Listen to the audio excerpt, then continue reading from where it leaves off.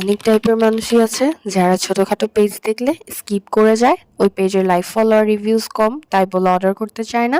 এবং আমাদের এই জেনারেশনে এই প্রবলেমটা অনেক বেশি, বিকজ এখন বাংলাদেশের পেজগুলোর মধ্যে যত পরিমাণে প্রতারক আছে সব আছে, যার কারণে আমরা সহজে কোনো পেজকে ট্রাস্ট করতে পারি না। বাট আজকে অনেক বেশি ট্রাস্টেড এবং ফ্যান ফলোয়ার কম হওয়ার পরেও আমি কেন এই পেজটা থেকে অর্ডার করেছি এবং পার্সেল পিক করে আপনাদের সাথে রিভিউ শেয়ার করছি, আপনারা নিজেরাই দেখতে পারবেন। আসসালামু আলাইকুম, this is Aishi Ahmed, welcome to our new video. শীত চলে আসায় তাইফের জন্য আমার কিছু কেনাকাটা করার প্রয়োজন ছিল। ফেসবুক স্ক্রল করতে করতে আমার কাছে এই পেজটা আসলো।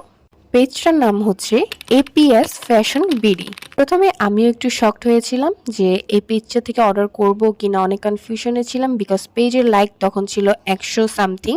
বাট অর্ডার প্রেস করার পরে আমি তো টোটালি অবাক। অর্ডার প্রেস করার সন্ধ্যার মধ্যে আমি আমার ফোনে একটা নোটিফিকেশন পাই স্ট্রেট ফার্স্ট থেকে, এবং তার পরের দিনই আমি প্রোডাক্টটা রিসিভ করতে পারি ডেলিভারি ম্যানের কাছ থেকে। তাদের সার্ভিসটা যদি ফেক হতো অথবা পেজটা ফেক হতো, আমি কিন্তু এত তাড়াতাড়ি এত একটা ভালো সার্ভিস পেতাম না একদিনের মধ্যে ডেলিভারি।